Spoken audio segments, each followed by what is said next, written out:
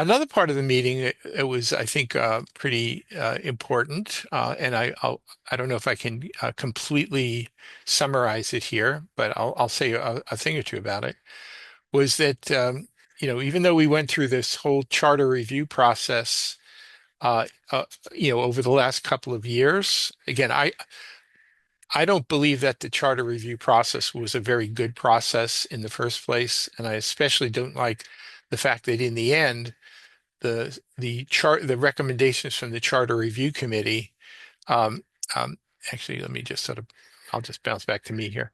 Um, uh, some of the recommendations in the Charter Review Committee were terrible, um, but they did have a rule that said you needed two-thirds vote in order to actually make a recommendation to the City Council. So there were some things that did not meet that threshold, but never mind, because after all, in the way the process worked is that um, the city council could take those recommendations and they could have discarded every one of them and substituted anything they wanted.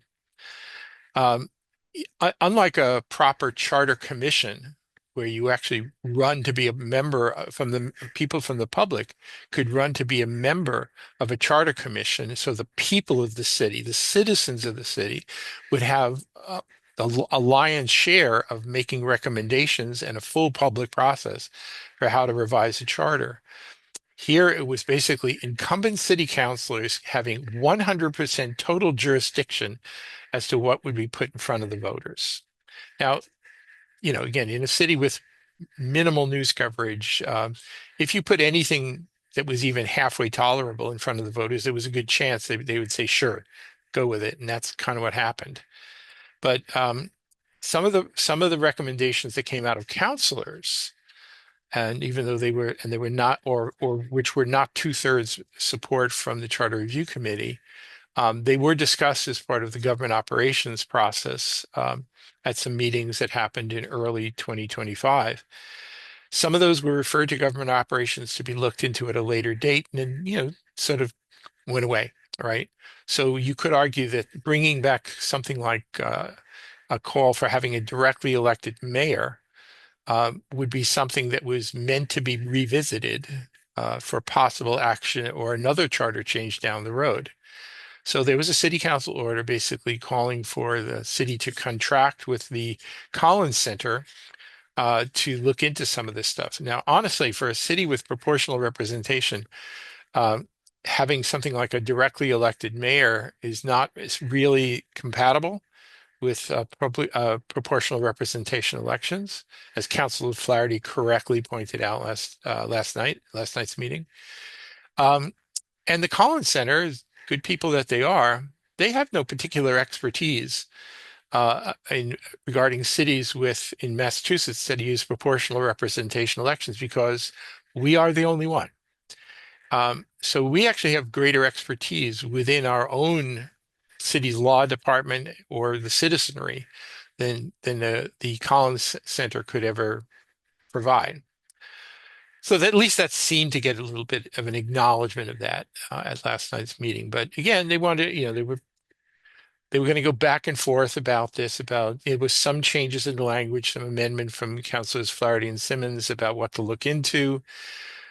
Perhaps most entertaining was Councilor Al-Zubi wanting to make an amendment for the city to look into having a directly elected, and it crossed out mayor and executive. In other words, in spite of like multiple years of careful review of charter, she wanted to just on the fly say, let's get rid of a city manager form of government because that's what I want. She and of course she and Sabrina Wheeler were the only two counselors who supported that.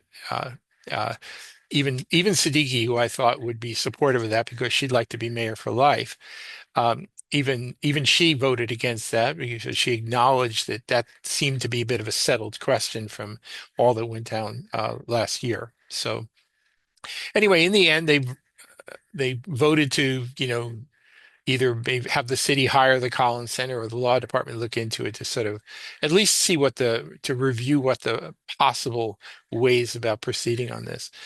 Um, I've made no secret of the fact that the notion about a directly elected mayor in a city where the mayor is not the chief executive, and now the mayor doesn't even serve as chair of the school committee, is a sort of a nonsensical reform. And the argument that they keep saying is, well, it leads to bad feelings amongst councillors, to have to go through all that backroom wheeling and dealing over the mayoral election. Well, first off, any bad behavior has to do with the individuals involved. It's not, don't blame the system. This is not like that great line from Emilio Estevez in Repo Man. I blame society. No, don't blame society. Don't blame the charter. If people can't behave themselves in trying to come up with a mayoral selection, it's on them. It's not on the charter. Furthermore, having witnessed a couple of weeks where there's some rather interesting hostility going back and forth amongst councillors, it doesn't take a mayoral election to get people to be hostile to each other. There's a lot of things can trigger that. So anyway, I just think it was the most silly, misplaced focus on that. And where it goes, who knows? Again, my biggest objection, quite honestly, is this notion that 9 incumbent city councilors seem to be the only ones granted any input into possible charter changes. To me, that's the what do they call it? The rooster minding the hen house.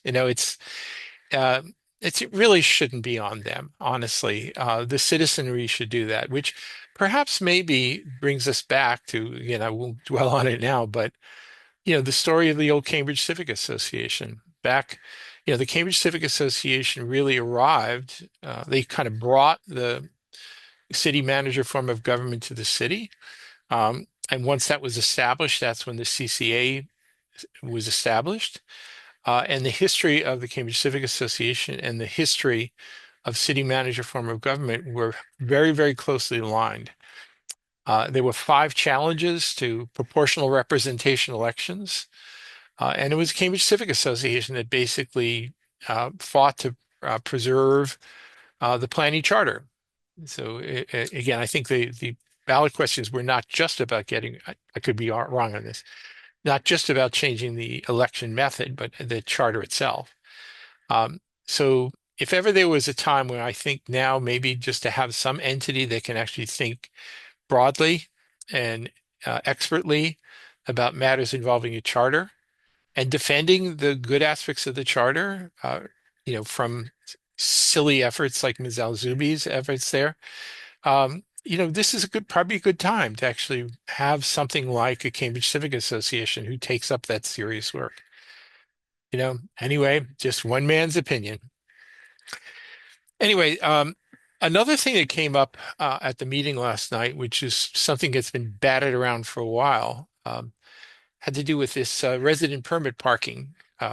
There was Ms. Nolan likes to say how the city council had already decided that the annual fee should be upped from $25 to $75.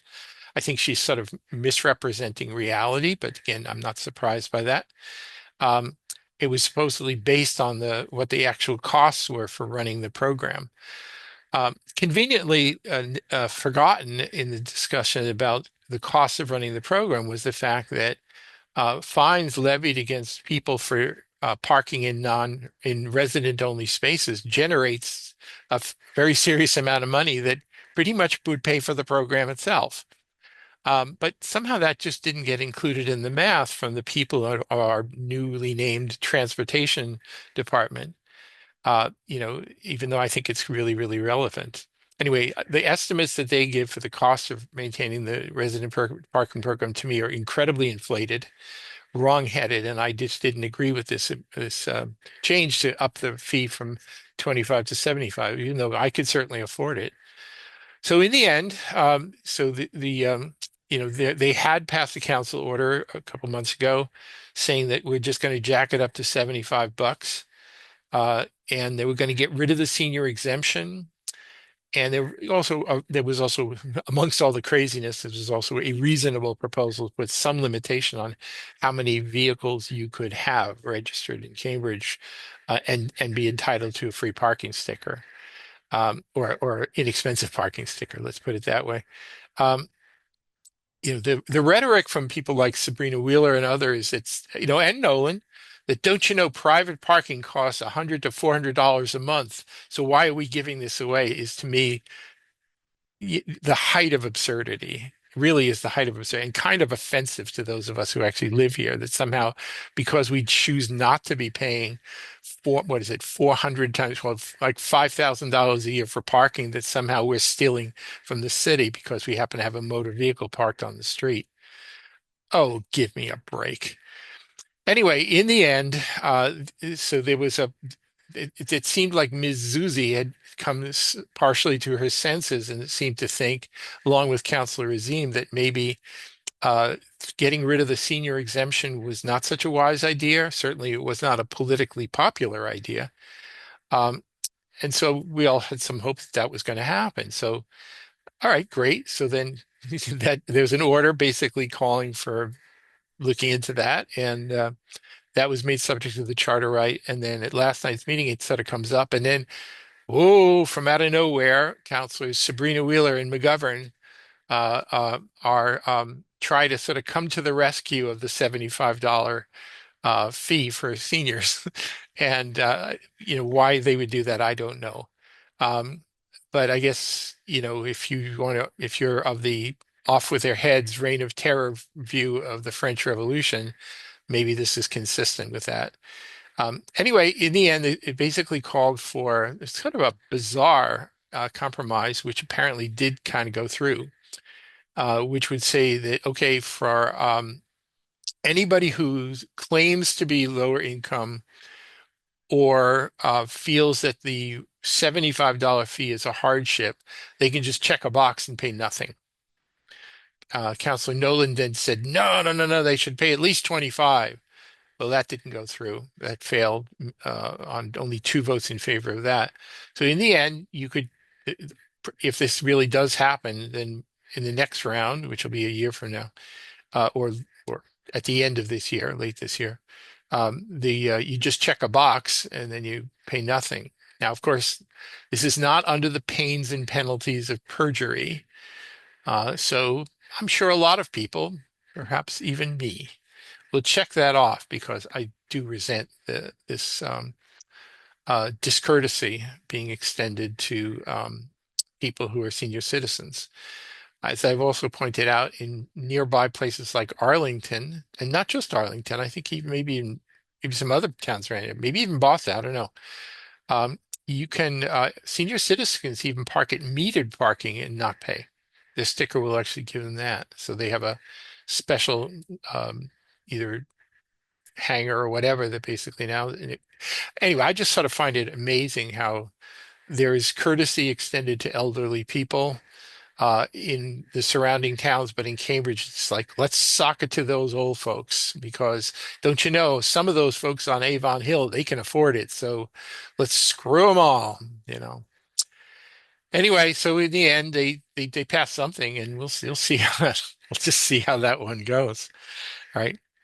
Um, the one thing that I sort of missed out on, but there was also some wrangling over the rules, for the city council. Every year they provisionally adopt rules for the current council term, and they did that and back in January.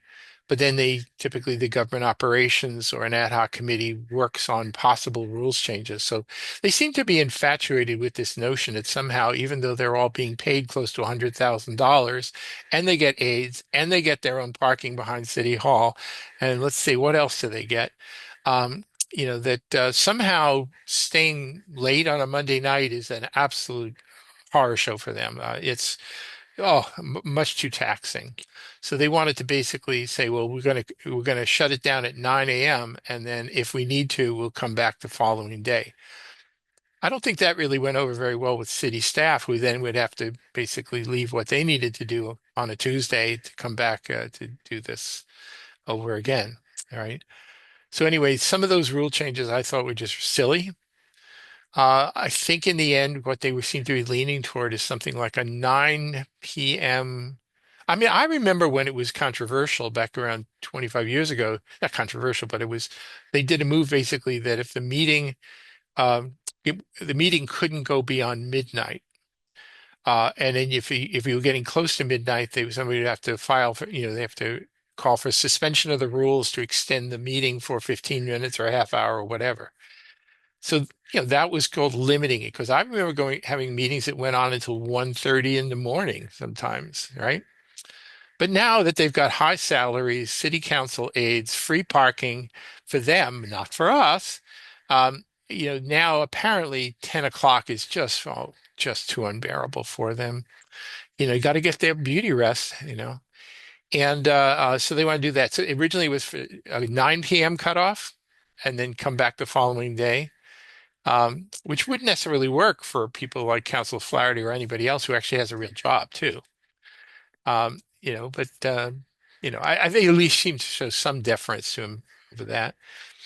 Anyway, I think they were leaning toward pushing it to a 10 o'clock, but then again, if you wanted to complete the business, you could always do what they've done at midnight in the past, which is to call for suspension of the rules to extend the meeting beyond either 9 o'clock or 10 o'clock to finish the meeting, which, let's face it, folks, that's probably what would end up happening pretty much every time. Um, there was also some discussion about limiting how much time councilors could talk. Um, and my feeling about that is show a little personal restraint. Maybe you don't need a rule to tell you shouldn't be blabbering on and on and on and on and on. Maybe you should just self-police yourself. But if you love the sound of your own voice, what the hell, right? As I say, as I'm blabbering on and on and on, right? Just, the irony does not escape me here. So anyway, one other thing, which is not so much a council business here, but there was an institution in my neighborhood, the S&S Restaurant, is apparently going to be closing in early June or mid-June. And that's been an institution for as long as I've lived here for 48 years now, something like that. 40, yeah, 48 years. And the SNS has always sort of been there. It's kind of hard to imagine it not being there, but apparently they're going to close up shop. And so there was a city council order calling for closing off some of I forget whether it was either Cambridge or Hampshire Street to have a block party to coincide with the closing days of the SNS.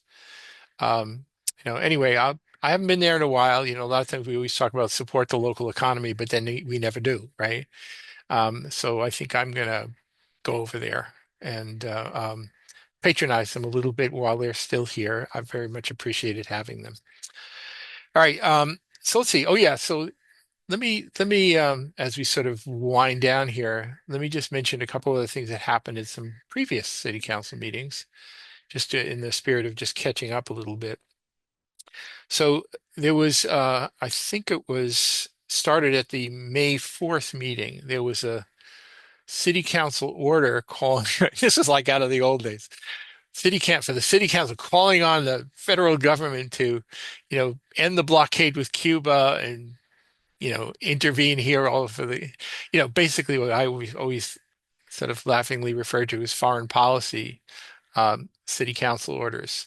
My favorite, by the way, from years ago was when it was a Cambridge City Council order. They called for the overthrow of Muammar Gaddafi.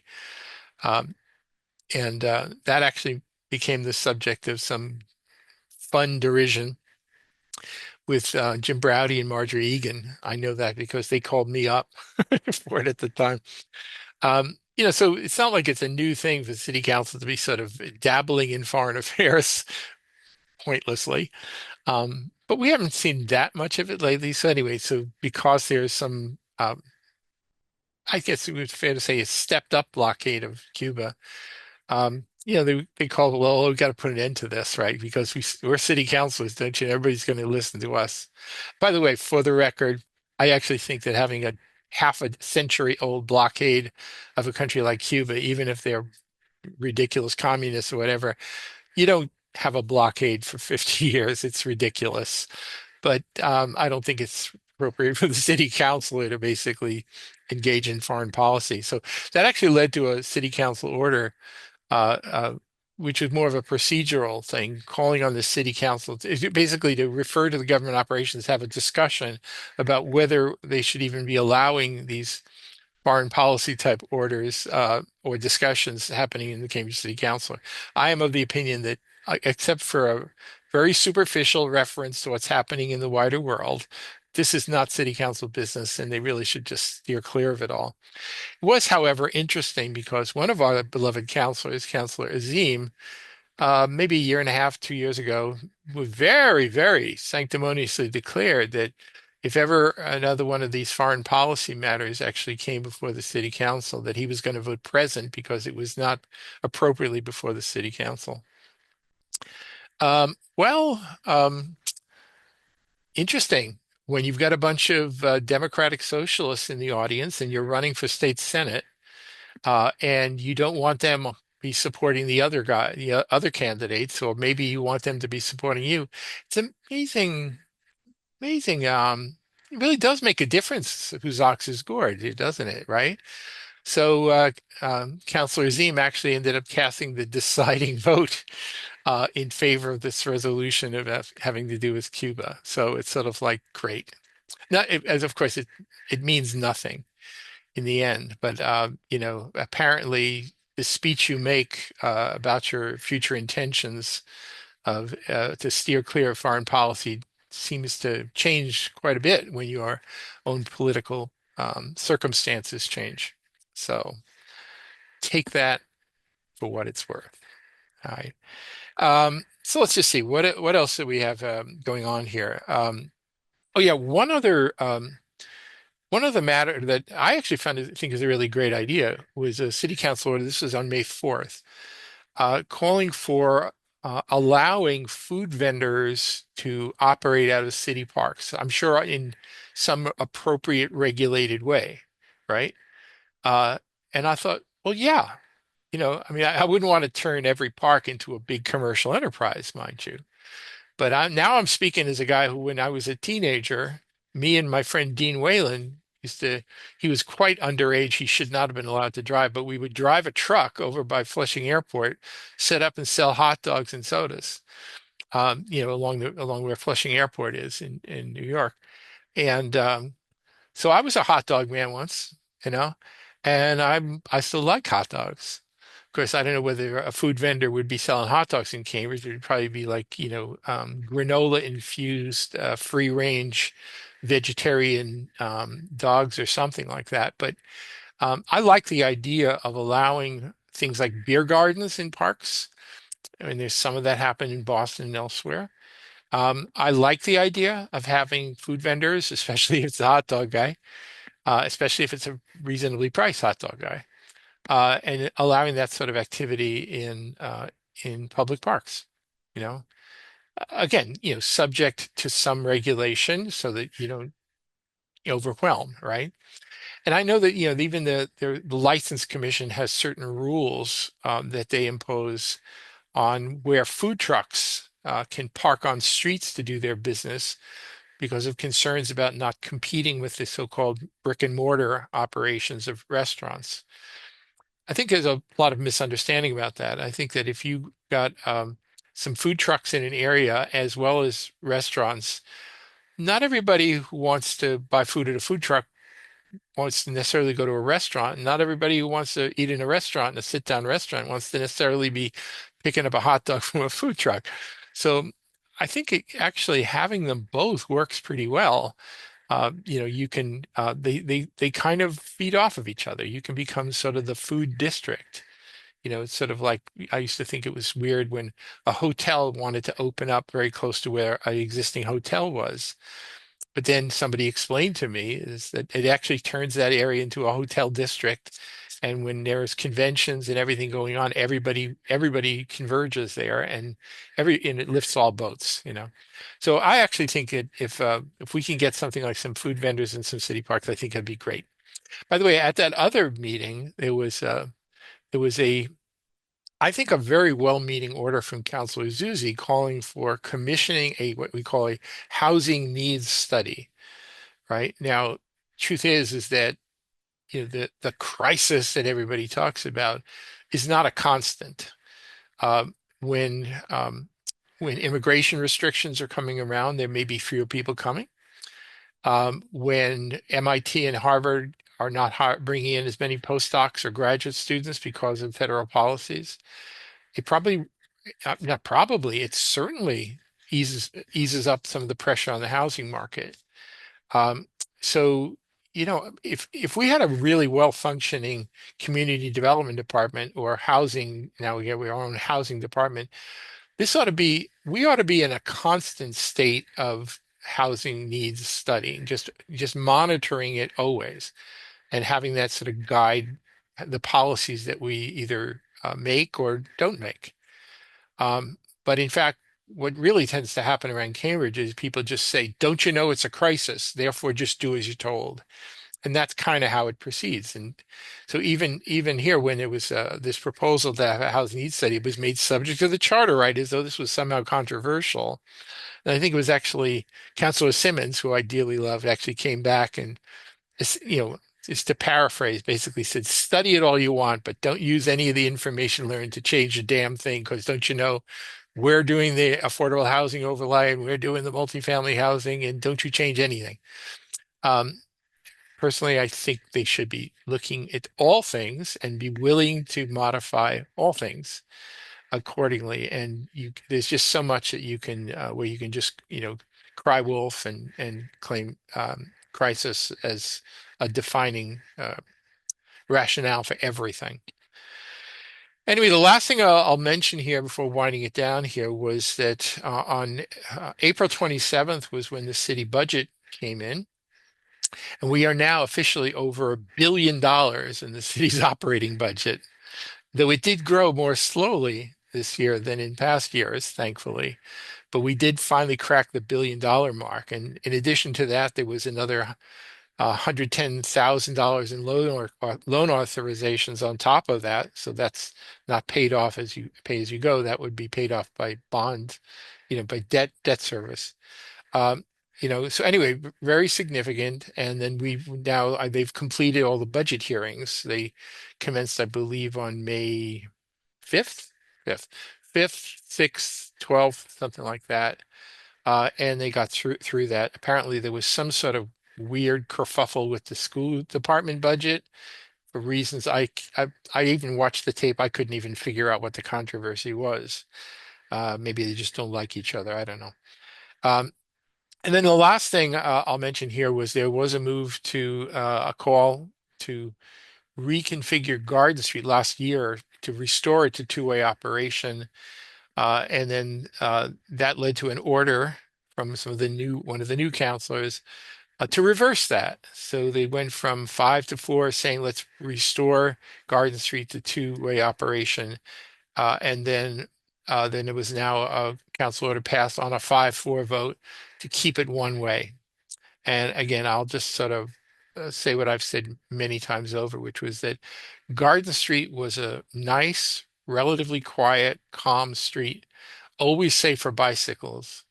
It didn't need the separated bike lanes at all. I think it adds very little in terms of safety, but it creates a tremendous amount of inconvenience. But there's no discussing matters involving bike lanes in this city. Even now, they're about to ruin Broadway, where I live. And, honestly, even when they have public meetings to bring these things up here, there's no discussion permitted. So, anyway, I think I'll sort of wrap it up on that note here. So, anyway, hopefully, I'll see you in a couple of weeks, on the next edition of Cambridge Inside Out.